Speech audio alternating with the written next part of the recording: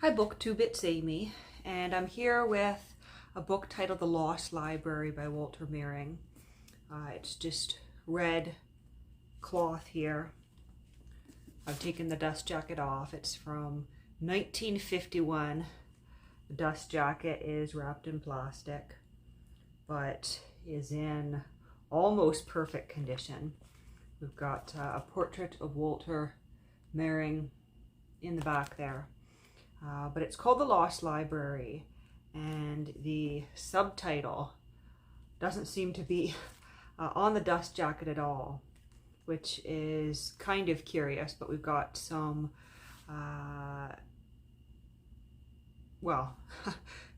we've got kind of a separate subtitle on the dust jacket. For the connoisseur of ideas, quite the most extraordinary volume we have published in years. But the subtitle inside is called The Autobiography of Culture. And this is a book in translation, translated by Richard and Clara Winston.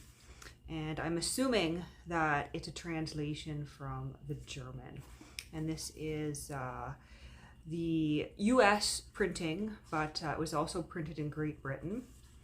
And it's kind of a curious title that fits into the category of books about books, but it's also a reflection on shifting culture and the impact of everything that happened around the Second World War, and especially everything that happened in Germany, because Walter Mehring was alive for the First World War.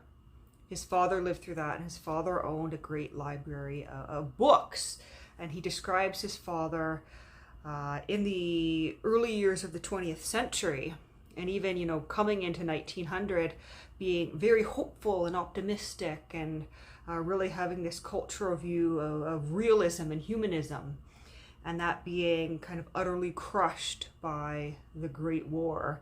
And I think he's almost thankful that his father didn't live to see, the events of the 1930s and into the 40s, and, the entirety of World War II, because that really would have depressed his worldview. But he finds himself, or rather he's reflecting on finding himself having to flee Germany and leave behind this library that his father had left him. And I think his father, thought that he would be able to live with these books, his son would be able to live with these books, and this way of life and this hopeful outlook for the entirety of his life. And he describes in the first couple of chapters that I've read, I'm only a short way in, he describes how he never imagined that he would be, fleeing for his life into exile and having these books sent after him. And some of his reflections begin when he is in Vienna, and he manages to have these books smuggled out to him in boxes. And he describes it almost as, seeing these books in some ways for the first time and sitting and absolutely devouring them. These boxes arrive, and it's like he's famished for this library that he's grown up with. And so he begins to read immediately. And I'm so curious to see where he goes with it, because it's more than just a personal memoir of reading. Rather, it's a look at what his father had curated in this library, that worldview, and how that worldview has kind of crumbled for him or been altered in the aftermath of world events. And in some ways, he's lost the worldview of this library. He nearly lost the whole library. It's almost a miracle. You can tell he was certainly somewhat wealthy that he was able to get all these books boxed up. And he describes, putting these battered Latin and Greek classics on the top, and some of his childhood books on the top of these boxes, so that they would be able to get through if the boxes were opened. The assumption being that, it's just someone's old books, nothing of value here, nothing to see here. And he mentions it briefly, book burnings, the fact that some of the books in his father's library were banned and could have put him in peril. And I don't have the full picture yet. as to why he had to flee. I mean, it's obvious why he had to flee, but in terms of his personal circumstances, it's not entirely clear yet. There's a great book plate in the front of this one, M.K. Nell's. I did a quick Google search and came up with absolutely nothing. So they don't seem to be known online. The name, in fact, turns up almost nothing except for, perhaps the hint of an old military record, but that doesn't tell you much because it certainly could be another M.K. Nell's. But I wanted to read a little bit because the language is just so rich. And the book is divided into two parts. Part one is my father's library with, it looks like 8 chapters here. And part two is the lost library, where he seems to take a more general look on books and culture. And so he says, here in chapter 1, the last place where I felt at home was Vienna.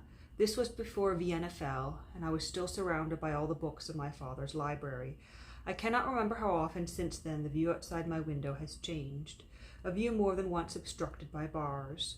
But in Vienna I still had my legacy of books, and they still had been salvaged thanks to the Czech embassy in Berlin, and especially to the efforts of the embassy attaché, Camille Hoffman, who was a lyric poet of the Prague Kabbalistic-minded group, which numbered among its members Werfel, Mehring, Kafka, and Capek. Hoffman was later burned alive in a crematorium. And so he's starting off, very strong, very serious. And it's really sad to think that he's apparently lost his father's library, the only tangible legacy, it seems, that his father was able to leave for him. And he says here, he got it out of Germany, got it into Vienna, and it's unclear to me exactly, where he fled after Vienna, but I'm sure I'll find out as I read. And he starts to talk about books, and this is where we love, this style of book. This one has a more serious note, certainly, than other memoirs. Certainly Newton never faced anything as life-threatening or drastic as this. But it's sort of a similar flavor as some of those other memoirs of the 20s and the 30s and the 40s. Hans Christian Andersen's tales went with me to Odsden, Denmark, to the street where everyone's name was Andersen, and to this provincial gabled house. Here everything smelled like a museum. In the author's spotless and mouldering study lay the bereaved top hat, the worn-out galoshes of fortune, and a battered suitcase that would fly up the chimney with you if you pressed the latch. And everywhere in the house the articles which were his characters still waited around as though Hans Christian, in a lace cap and apron, his favourite costume, were just around the corner, gossiping with the old women of the neighbourhood. I took with me on my first sea voyage the works of Captain Marryat and Defoe's Robinson Crusoe, just in case, for I sailed from Hamburg through a heavy gale on a coal freighter bound for Newcastle. Louis Sebastian Mercier's pre-revolutionary panorama of French life, Tableau de Paris, and Balzac's La Comédie Humaine I took with me on my long-planned move to Paris. They were still as useful as when they were written as guidebooks to French bureaucracy, French justice, and French newspapers. Ovid's Metamorphoses went with me to the Mediterranean, where the phenomenon described there still occur in the noon hush, the witching hour in the olive groves, which is known as the hour of Pan. Cervantes I took with me everywhere I went. No matter what folly I committed, I always felt better for reading Don Quixote afterwards. It also served as a textbook for studying the travesty of freedom in the Spanish Republic, whose end was to be as ignoble as the Tragedia Salades of orphaned Sancho Panza and the masterless steed Rosante. Just for a whim I took Peer Gynt, the Norwegian Faustus Don Quixote, to the village of Loftus on the Hardanger Fjord. I stayed at the very hotel where Isbin laboured on the play, and beside me at a table where salmon was served for every meal, including breakfast, sat a silver-maned female mountain troll who puffed clouds of smoke from fat cigars. She was the widow of the composer of the Peer Gynt suite, Edvard Grieg, beloved Solveig, now 80 years old.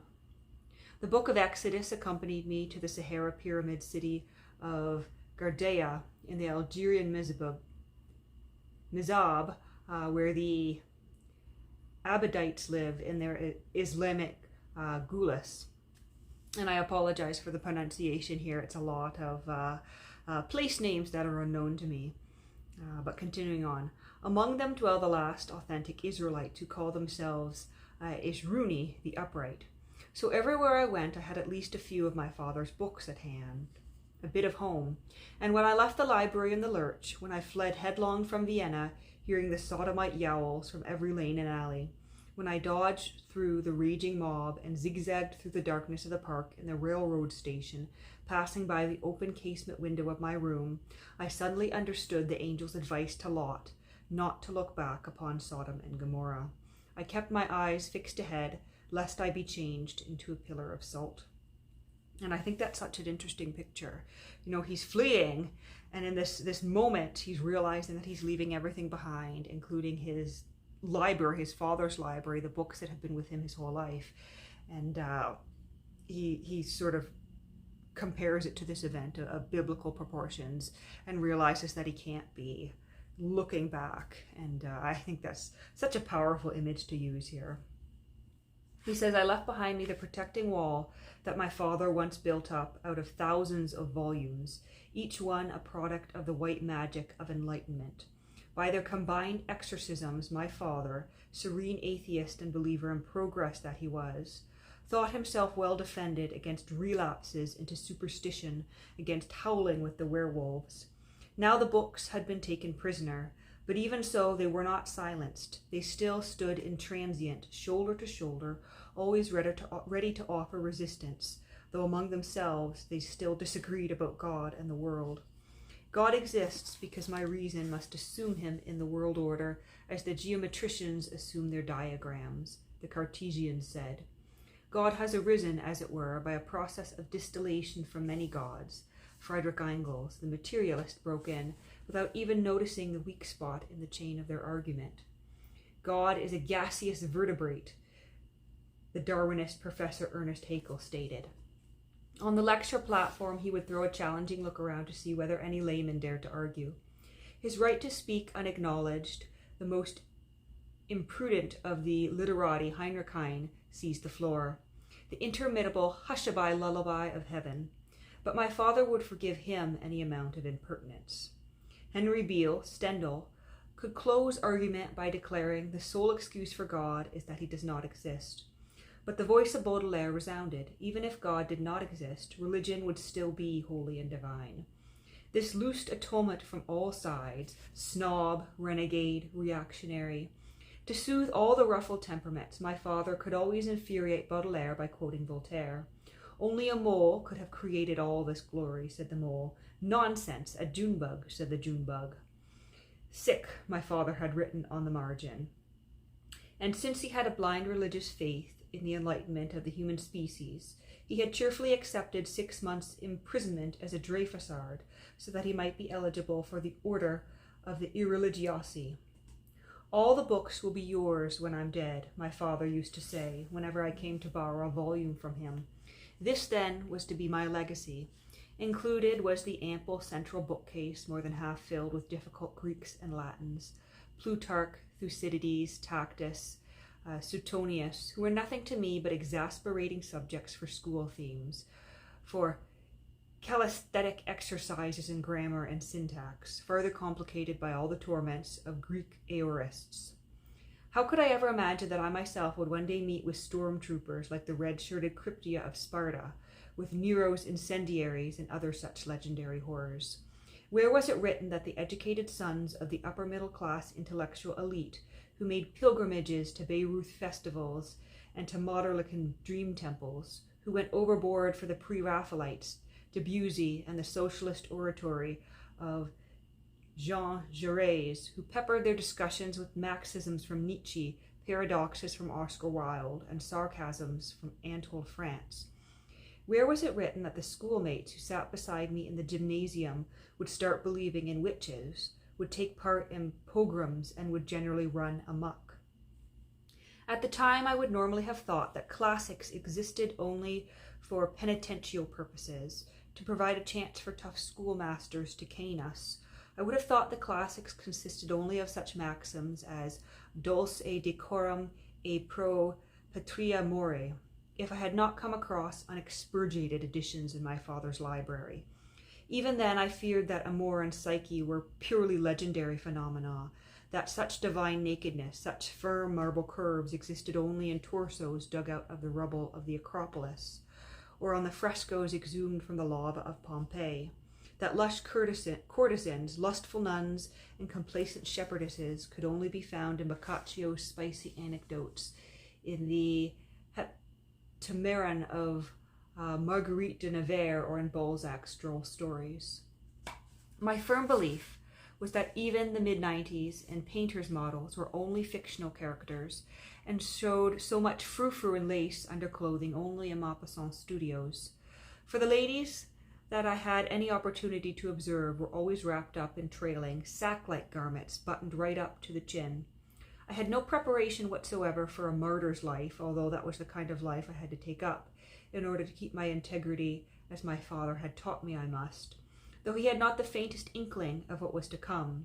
As Horace has it, and I will not subject you to reading the Latin Horace, seeing as I don't read Latin very well. But he says, "My earliest glimpse of the ugly future came when I sat in my father's library and listened to the stories of a colleague of his, a Russian writer who was telling about the hardships and tortures he had endured in Siberian prisons. Shortly before that, my father had given me Dostoevsky's The House of the Dead to read, and Siberia by Kennan, the heroic American journalist. This was the first unbiased report from a Siberian prison camp. Kennan had obtained forged deportation papers and had let himself be transported. Later on, he escaped, managed to steal secret orders from the Tsar's desk, and by publicizing these, had aroused public opinion in all free countries. The last visitor my father received in his library was Ernest Toller, at that time a student who had enlisted in the army as a volunteer. On his way to the trenches of the First World War, Toller stopped off to show my father a few timid beginner's poems. An hour later, my father was reading aloud to me. In the middle of a sentence from Kant's Critique of Pure Reason, he started up from his desk and collapsed into my arms. "Hold me up," were his last words, and then I had to take over my legacy. In the 23 years which followed that day, I used it less and less. Most of the books seemed to me stripped of magic and power, in the same way that totems and talismans, the spears and clubs of some savage, lose all value after his tropical paradise has been remodeled into a commonwealth, after slavery has been abolished and a proletariat created, after all the blessings of progress have been showered on him. Planned economy, trade unions, barrack settlements, compulsory vaccination, and compulsory military service. But with me the process was reversed. I had been living in an advanced culture, in an enlightened kingdom of the intellect, and suddenly I was driven out by highly cultivated barbarians, by technically trained primitives, by uniformed cannibals. The idols of the new savages were the lowest sort of petty spirit, the sort of men my father would have laughed at and the 19th century despised. The principles of humanism and humanity lay shattered and buried in the sands of the desert they had created. They had flung down and trampled all principles of truth. So I left Germany and went into exile. I went up and down over Europe. Then one day I grew tired of my aimless wanderings and settled down in the gay and slowly perching oasis of Vienna. By devious means, I managed to have my legacy of books sent after me. In going to so much trouble, I was flouting the basic rule of exile, which prohibits such pleasures as settling down where you like to be or reading whatever you enjoy. In the second-hand bookshops along the Graben in Vienna would be found everything an infidel's heart desired, and in the cafes the authors, believers, and unbelievers both sat unanimously on the scoffer's bench. No censor could have cut them off from the banned literature, because they had it in their heads. But I was not so much interested in individual books as in the unique historical, aesthetic, and philosophical configurations in my father's library. Together they formed his particular horoscope of the 19th century, and I wanted to examine that horoscope once more and see its pattern, no matter how fantastic or catastrophic the predication, or the prediction rather. The books had been delivered at dawn by several grumpy truck drivers whose Viennese imaginations undoubtedly stocked the many crates with thoroughly tangible luxury items. All that first morning, I read madly. A man can become as addicted to reading as to any other intoxicant. That is especially true for Europeans who, from long heritage, are as dangerously given to books as they are to alcohol. You reach for a book as you do for a drink, to escape the depressing banality of newspaper headlines, to wash away the disgusting aftertaste of the medicines served up in the hospital known as contemporary civilization. And there's nothing so good as a potent brew of well-aged pathos, preferably distilled in verse. At once you feel cleansed and ennobled. The trouble is that you don't stick to the select vintages very long, and in reading as in drinking, you incline to mix the cocktail stiffer and stiffer. You are looking for self-assurance and for a general absolution. And you find it. Suppose you have had outlandish desires of which you were ashamed, as you might be, of hidden deformity or a pathological disposition. Then, in the posthumous works of some genius whom you worship, you find that he, made reckless by the euphoria of creation, has told secrets as shameful as your own, mortal sins, hatred, spite, acts of malice, which we would never stoop to, are unabashedly celebrated in the oldest texts. They are even to be found, no, they are especially to be found, in the epics of national heroes, in Beowulf, the Song of Roland, and in the Nibelungenlied. We drank in their bloodthirstiness with the mother's milk of our education. The sad fact is that even the reformers, the revolutionaries, the born Führers, the very literature-hating people who censor, ban, and burn all contemporary writing, are poisoned through and through by reading. They have all imbibed their fanaticism from elsewhere. They are hardened drinkers of the rot gut manufactured by Draco, Jean Borden, Hobbes, and others, and they have committed their murderous reformist acts while in a state of hangover. My father, who, as I have said, was a model pupil of critical reason, would never have suspected that the germs of spiritualistic epidemics lurked among the volumes of his library. He no more suspected this than the other cultured persons of his generation, all of whom were as solemn about compulsory education as their forefathers had been about attending church. Unaware of the possible evil effects of printed matter, they handled it with as much assurance as the thaumaturges in the experimental sciences handled plague cultures. They took no precautions even when dealing with the most dangerous components of the soul, genius and madness. My father never realized, unless some sudden illumination came to him in the moment of death, that his study was a fin de siècle replica of an alchemist's chamber. That was what it was, for all its dated luxury, its Persian divan flanked by the white bearskin rug, its walls hung with political caricatures and with agnostic lithographs, its gas mantle lamp of the Empire Bureau, which was littered with review copies and fat scrolls of proof sheets. He never realized that all his life he had been a necromancer amid the martyrologies of natural selection and the abracadabra of positivism. It never occurred to him that he, one of the early battlers for freedom of thought, was still in Faust's high-arched Gothic room. And we have some German here that I'm not going to attempt to read aloud. That he, too, free thinker that he was still only a Faust marionette dangling above the stage of the mechanist universe and put through the gestures of progress by the German Mephistopheles, who made him travel round and round the circles of investigable reality.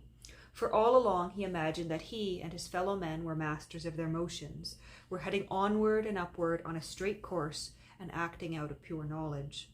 He was convinced that at the stroke of midnight on New Year's Eve that marked the transition from the 19th to the 20th century, the hour of intellectual liberation for the world had also struck.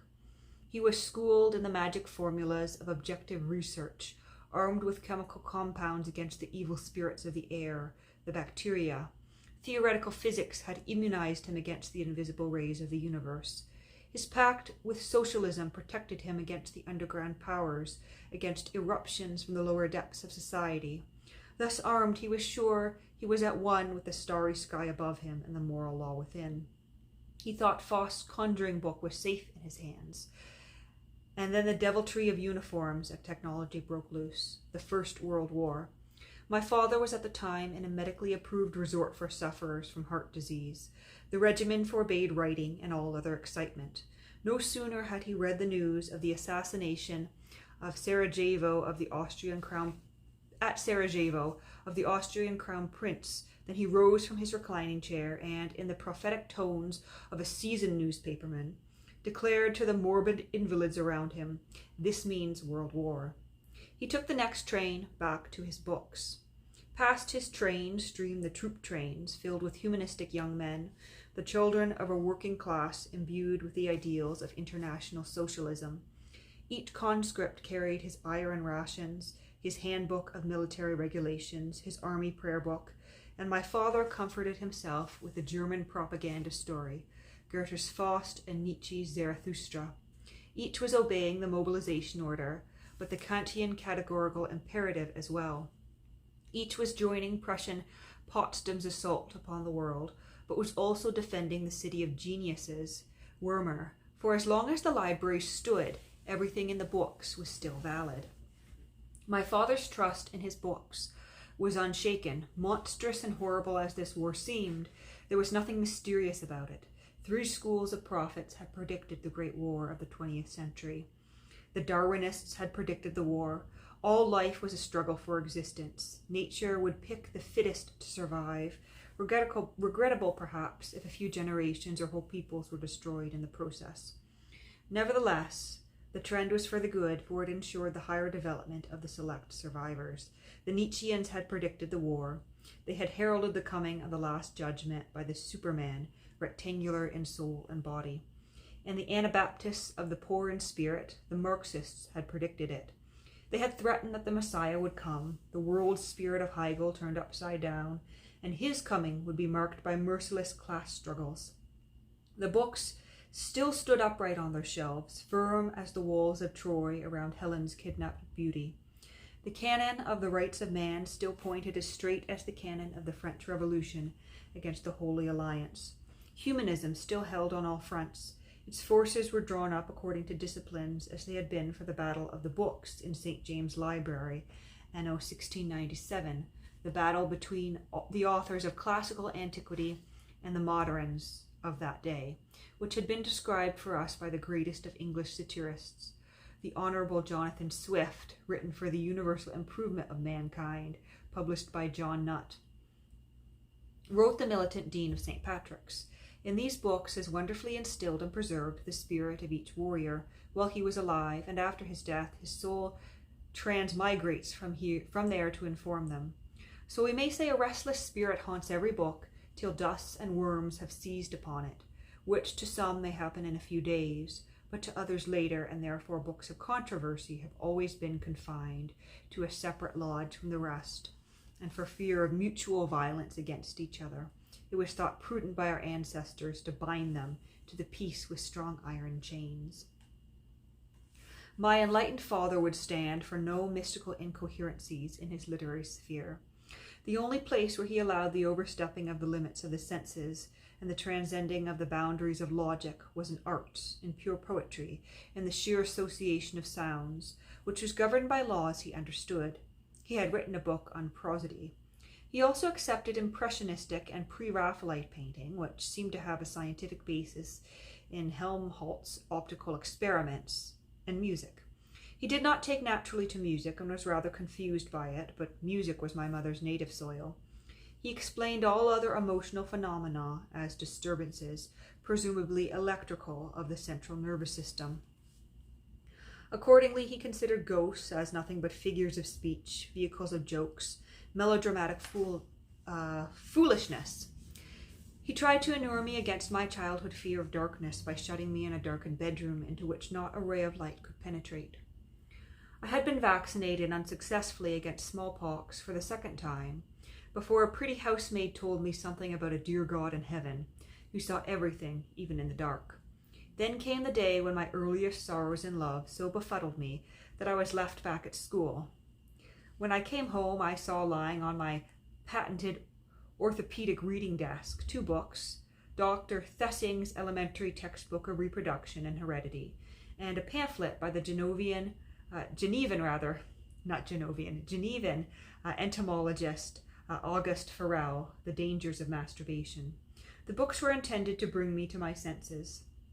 My father was a man of letters who took care that his integrity should not be corrupted by emotions.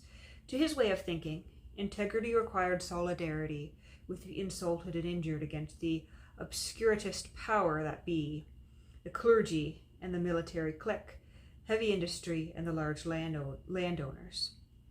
Toward his family, his colleagues, and himself, he was inflexible. He insisted on absolute abstinence from theological spirits, on total continence with regard to intercourse with phantoms. He put an interdict on unauthorized astrological claptrap in his universe. He would not have anything in nature that was not susceptible of microscopic or chemical variation. He was a stern and righteous judge who looked at the man and not at the halo. He would never have turned the Son of Man over to a Grand Inquisitor, as Dostoevsky's Ivan Karamazov did. But he would have issued a summons for the anointed miracle worker to appear before an investigating commission of impartial scientists, such as Ernest Renan had proposed, and would politely have requested him to repeat his experiments under careful scientific scrutiny. Nevertheless, when my father called the roll of his books every morning, he could not help noticing an alien presence in the lineup of realism.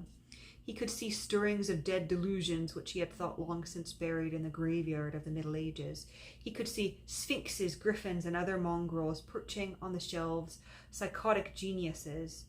Each morning anew he was uneasily aware of nocturnal excesses committed in an incomprehensible region of impulses, in a sphere beyond good and evil. For example, the preoccupation with le beau crime, murder considered as one of the fine arts. Did not Lombroso, Greisinger, and F. Del Greco hold that all prophets, philosophers, artists, and Illuminati were pathological cases, potential criminals? There were schizoids like Leo Tolstoy, epileptics like, probably, Buddha, Muhammad, Napoleon, Dostoevsky, manic depressives like Dante, paranoids like Newton or Blake, neurothenetics like Moliere, victims of dementia praecox like the poet Holderlin, the archetype of German romantic melancholy. There were Dionistic progressive paralytics, Zarathustриan St. Vitus dancers. These were the deformed spawn of romanticism, ghostly atavisms living on in ordinary life.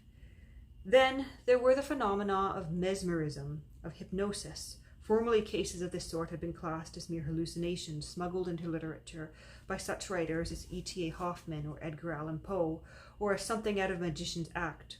But now hypnosis was being demonstrated in the lecture halls of the Sorbonne under the auspices of a serious practitioner of medicine, Jean-Martin Charcot. The interpretation of dreams, a business for gypsies and silly servant girls, was being undertaken in dead earnest by Charcot's pupil, a Viennese doctor. Even in America, the new world of Edison's practical inventions and P.T. Barnum's colossal humbugging, the pragmatist William James claimed to have detected a subliminal self, which existed below the threshold of consciousness, and stored up forgotten memories which might at any time break through into the daylight world. And the Russian Bekhterev spoke of outbreaks of mass suggestion which were transmitted from mind to mind, like bacterial epidemics. It was true that all these mystical mutinies were taking place in the contested no man's land of the psyche. My father could still fall back in the aphorism of Rudolf Virchow, the shining light of German anatomy. I have dissected many cadavers and never found a soul. Sometimes I would ply my father with questions. Did Moses make it all up? Where was I before I was here? And often in the evening, father would take me walking under the chestnut trees along Landwehr Canal in Berlin, and as an answer to my many questions, he would point to a single light burning in the dormer window of a tenement and say to me, Virchow is working there. When we came home and I was sent to bed, he would shut himself up in his library to interrogate his books, for it was necessary to maintain a strong guard along the frontier between knowledge and the deceptions of religion. There was no one whom you could completely trust. Even the great Charles Darwin, the discoverer of creation's plan, was said to have gone to church on Sundays. Cesar Lombroso, the originator of the genius madness theory, and Camille Flammarion, the popular astronomer, had been converted to spiritualism. Huysmans, though an adherent of the naturalist school, defended the miracle cures of Lourdes against his master Zola. Maurice Maeterlinck, the symbolist, dabbled in theosophy. August Strindberg, the former realist, went in for occultism and alchemy. My father's church was a church militant of the all-highest universal morality. It had its own breviary, Swinburne's Praises of Venus. It had its own mass, Offenbach and Hector's Crémieux, Orpheus in Hell. It had its own golden legend, the revolt of Anatole France's anarchist angels. It had its hagiographers such as Sienkiewicz in Hoc Signo and Flaubert, The Temptation of St. Anthony. It had its inspired missionaries of freedom like Harriet Beecher Stowe, Uncle Tom's Cabin. It had its dove of peace, Bertha von Sutter, Die Waffenschneider, and it had its martyrs, its victims of class justice, such as the Barcelona nihilist Ferrer, the leaders of the Haymarket riots, the paraders who had followed Gapon, the people's priest, and had been massacred in front of the Winter Palace at Petersburg. My father endorsed propaganda by action, especially in the form conceived by Aristide Briand, the general strike. He even gave reluctant approval to bomb-throwing terrorism, but he thought such actions must be undertaken for the sake of the individual against the state. In this he agreed with Herbert Spencer, with Louise Michel, and with the Russian nihilist Prince Kropotkin. He rejected Leo Tolstoy's program of reform as not only aristocratic in bias, but also totally inadequate, since it was directed solely against the large land holdings of Tolstoy's pan-Russian peers, instead of against the Tsar and despotic rule in general. Secretly, my father would have preferred to sleep away 100 years like Julian West, the hero of Edward Bellamy's utopian communist novel, and to wake in the arms of Dr. Leete, the first socialized physician. Father would have felt most at ease looking backward, carefree and unprejudiced from the year 2000 AD, after the successful operation on the economic cancer of society was all over. His real image of the revolution was an artistic one, the full-bosomed romantic abandon of Delacroix's women, and he longed for it to take place under the tricolour of France. He would have liked Saint Simonism to each according to his abilities and services, had it not been for Saint Simon's ecclesiastical trimmings. For my father believed in general in a hierarchy of the intellect, both in the world of books and in the world of nature. Man, as the most intelligent mammal, was on top. He also held that some nations were more highly developed than others, like France. There were evolving nations, like the United States, as proved by Walt Whitman's hymn, "Oh, to die advancing, oh, on, pioneers, oh, pioneers." Degenerate nations like Imperial Germany, and fossilized mammoths like Tsarist Russia. However, it would be a retrogression to the darkest Middle Ages to infer from this that there existed zoological inequalities among the races of men. The title of a pseudo-scientific potboiler by the Count de Gobineau, a French diplomat and author of the splendid epic drama, The Renaissance, who became a propagandist of pan-Germanism and a trumpeter of Wagnerism, Wagnerian anti-Semitism. The soul of a nation is expressed in its literature, my father used to say, and accordingly he was wounded to the quick when demonstrations of bad taste and poor sense cropped up among the French, who were out of reach of the Tsar's knout, the Black Hundred, and the reactionary Rasputins. That such things could happen in broad daylight on the front lines of reason. And happen they did. Processions went to Lourdes, and there were ugly clashes on the very boulevards of Paris during the Dreyfus affair. The power of darkness, my father used to call such manifestations, using Tolstoy's phrase. I imagine the power of darkness as a Berlin cop, martial, mustachioed, steel-helmeted, saber-rattling. For my earliest conceptions of any higher power had been formed in my childhood, when two policemen came into my father's library and took him away. They also removed a large number of writers dangerous to the state from his bookshelves. He was being arrested for lèse-majesty. Young as I was at the time, I shall never forget Father's proud bearing. He was the image of the cosmopolitan patriot, the militant pacifist.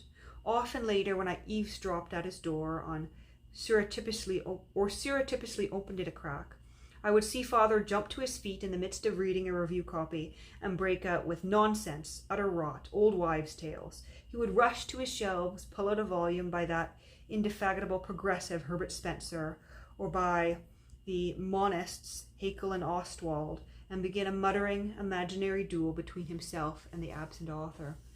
There, I've caught you. Defend yourself in black and white, without speculative evasions on the basis of facts. For he believed with all his being that words were equivalent to deeds, and that his books were weapons, and that truth was on the march. He was convinced that the strategy of force and matter, the barren battlefield of causality, guaranteed him ultimate victory. All the achievements of technology were on his side: the telegraph, the telephone, Count von Zeppelin's balloon, the Wright brothers' flying machine, uniting all nations in the ether, he was convinced, and Nobel's dynamite, nihilism's ideal stuff of peace. Backing it all was the god of technological improvement, which would automatically benefit the cause of the exploited, the oppressed, the persecuted, the proletarians, the colonial slaves. World fraternity and the individual's right of self-determination would be worn by the machine. And when my father fell dying into my arms, when Kant's critique of pure reason dropped from his hands, he left his library to me lined up in model 19th century battle order, all ready for the final conflict heralded by the International. Loyal discipline of the Enlightenment, he would never have guessed the condition in which I was to find the books again. Crazily packed into crates, smuggled out at the risk of many lives, never would he have guessed that I would be taking the volumes one by one out of their crates, while all round culture came crashing down, and the West rolled headlong towards the finale of Gotterdammerung. And that's the end of chapter 1.